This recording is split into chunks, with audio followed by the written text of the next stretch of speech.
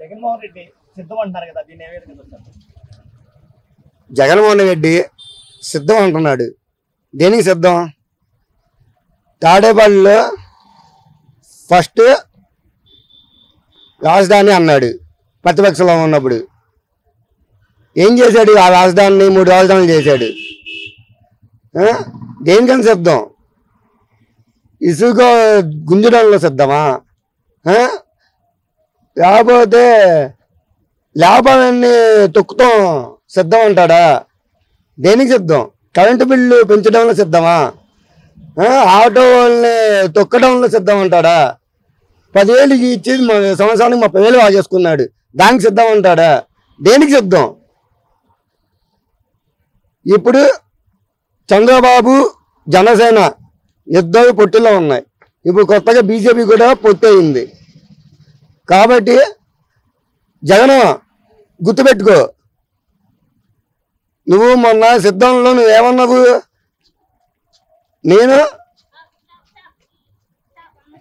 నేనంతా కృష్ణుడు, నేను ఒక్కడే పాండవులు అనేది అన్నారు కదా. అది నువ్వు కాదు, ఆ జనాభా గుర్తిస్తారు. ఇప్పుడు ఒక్కటే మాకు కావాల్సింది, ఒక్క ఓటే మాకు.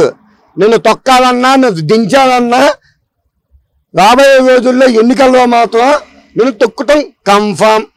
డిపాజిట్లు కూడా రావు నీకు. ఆ గుడివాడ నాని కానీ, ఆ నెల్లూరు అనిల్ యాదవ్ కానీ, ఆ రోజా కానీ డిపాజిట్లు కూడా రావు అసలు. నువ్వు ఎంత ఎదుగా చంద్రబాబుని అరెస్ట్ చేసినప్పుడు బాంబులు పెరుస్తుందా? బాంబులు వాళ్ళ డివిజన్లోనే వాళ్ళే మేము ఆమెకు ఓట్లేము, ఆమె నిలబడితేనే మీ ఓట్లేము అంటున్నారు ముందు. అదే తెలిపోతుంది. రోజా ఎంత దిగజారిపోయిందా? ఇంకా జబర్దస్త్లో చేసినప్పుడు తినడానికి కూడా తిండేది కూడా ఉండేది కదా ఆమెకి. ఇప్పుడు మినిస్టర్ అయిన తర్వాత కాలు మీద కాళ్ళు కొనేస్తుంది. ఏ విధంగా కొండింది?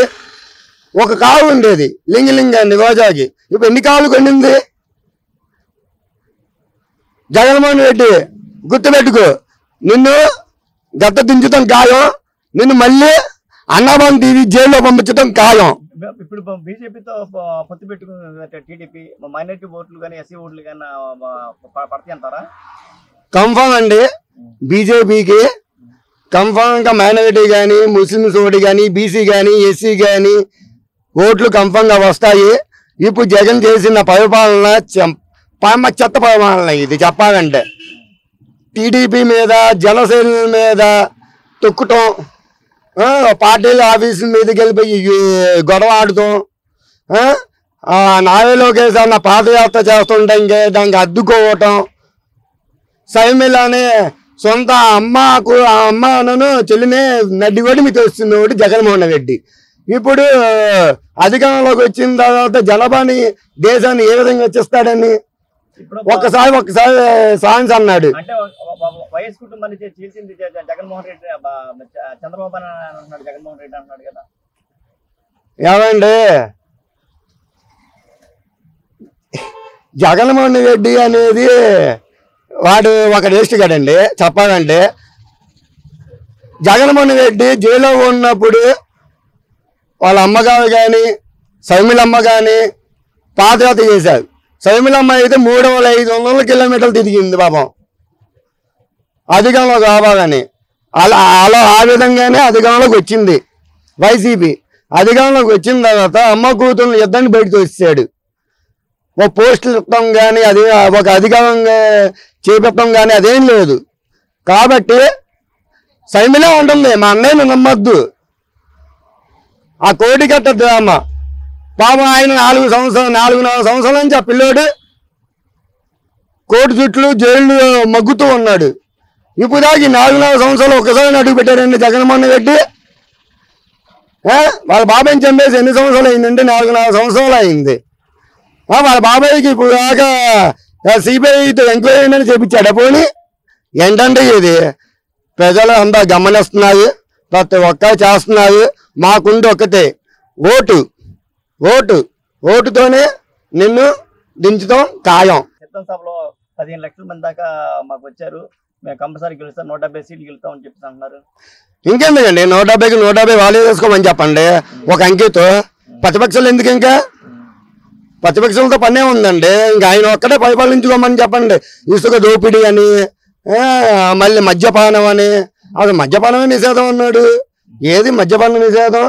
150 రూపాయలు 100 రూపాయలు ఆ మందు తాగుతూ ఉంటే ఒక్కొక్క పిచ్చెక్కి పోయి ఒక్కొక్క చచ్చిపోతున్నాడు కూడా. ఏంటంటే ఆ మందులు. ఈ జగన్మోహన్ రెడ్డి ఎక్కిన తర్వాత లేబర్కి పనులు లేవు, ఆటో వాళ్ళకి కిరాయిలు లేవు, కాయలకి తుప్పుకోవాల్సి వస్తున్నాయి. ఈ జగన్మోహన్ రెడ్డి ఎప్పుడు దిగిపోతాడా అనేసి జనాభా 100% చూస్తున్నారు. కాకపోతే నేను ఎవరు నోరు విప్పట్లేదు. దౌర్జన్యంగా నిన్న సిద్ధం మేడమెట్లు ఒక న్యూస్లో చూపించారు, నాకు పని ఉంది నేను రావట్లేదు మీటింగ్కి మీరు వెళ్ళిపోండి అని చెప్తే దౌర్జన్యంగా అక్రమంగా ఆయన కొట్టారు వైసీపీ వాళ్ళు. ఇదే తెలియట్లేదండి, తెలియట్లేదండి వాళ్ళు ఎంత దౌర్జన్యాలు ఎంత ఇదిగా చేస్తున్నారు. పాపం ఆయన ఎంత ఇదిగా దెబ్బలు తగిలి ఉన్నాయి. అంత దారుణంగా ఆయన కొట్టుకుంటారండి. మీటింగ్ రానంటే ఆయన ఉండే పనులు ఆయన ఉంటాయి, వదిలేయాలా? అంతేగాని కొట్టి చూళ్ళు తీర్చుకుంటూ వెళ్తావేంటి? మా దారుణం కాకపోతే ఈ వైసీపీ అనేది ఒక రోడ్డు యుద్ధం కాదండి. పెత్తందారులు మొత్తం కలిపి మా పేదల పార్టీ మీదకి వస్తుందని చెప్పేసి అన్నాడు జగన్మోహన్ రెడ్డి. ఏంటండి పేదల పార్టీనా? అది పేదల పార్టీ కదండి, డబ్బులు గుంజిన పార్టీ అండి. అది డబ్బులు గుంజిన పార్టీ, డబ్బులు గుంజిన పార్టీ. అది పేదల పార్టీ కాదు, పేద పక్షం కాదు. ఎవరికి ఇచ్చినా ఆడోళ్ళకి పెన్షన్ 3000 వస్తున్నాడు. ఎంత వాక్కుంటున్నాడండి సంవత్సరానికి? నెలకి 3000 ఇచ్చి సంవత్సరానికి ఎంత వాక్కుంటున్నాడండి? 30,000 వాక్కుంటున్నాడు. కరెంటు బిల్లు ఒకప్పుడు ఎంత వచ్చేది? మా అయితే ఒక 300-500 వచ్చేది. ఇప్పుడు ఎంత వస్తున్నాయండి? 2000 రూపాయలు అవుతుంది. ఒక్కొక్కరికి 1000 రూపాయలు అవుతుంది. బియ్యం బస్తా ఒకప్పుడు ఎంత ఉంది? 600 నుంచి 700 ఉండేది. ఇప్పుడు 1500 1600 ఉంది బియ్యం బస్తా ఒకటి. పామిల్ నూనె ఎంత ఉండేదండి? 60 రూపాయలు. ఇప్పుడు ఎంత అండి? 140 రూపాయలు. ఏంటండి ఇది? చంద్రబాబు గారు ఉన్నప్పుడు సిఎన్జి గ్యాస్ ఎంత అండి? 52 రూపాయలు.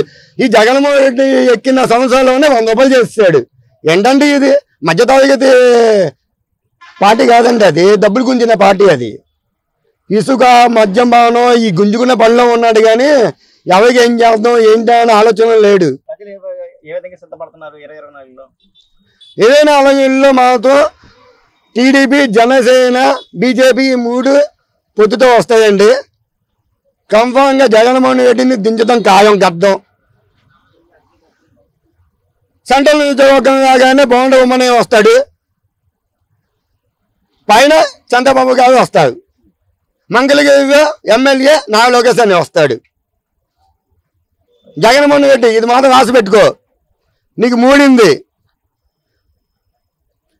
టీడీపీ కార్యకర్తలను కానీ, మా ఎమ్మెల్యే కానీ, ఎంపీలు కానీ, మా టీడీపీ పార్టీ ఆఫీసుల మీద కానీ ఏ విధంగా పంపించావో, ఏ విధంగా గొడవలు చేసావో మా చంద్రబాబు గారు అన్నీ చూశారు. వాళ్ళు ఒక కన్ను రప్ప ఇలాగంటే చాలు, ఒక చిట్టుకి ఇలాగంటే చాలు, నీ కార్యకర్త కానీ, నీ పార్టీ ఆఫీసులు కానీ, నీ జెండాలు కానీ ఏ ఒక్కటి కూడా ఉండవు. ఆయన ఎప్పుడు శాంతి అన్నాడు, ఆ శాంతంగానే మేము ఉన్నాము. గుర్తుపెట్టుకో జగన్మోహన్ రెడ్డి, నేను గడ్డను దిద్దుతో ఆగాను. 2004లో గుడివాడ నాని ఒకడు, అనిల్ కుమార్ యాదవ్ ఒకడు, రోజా ఒకటి, వీళ్ళు ముగ్గురు గడ్డ దించుతాం ఖాయం.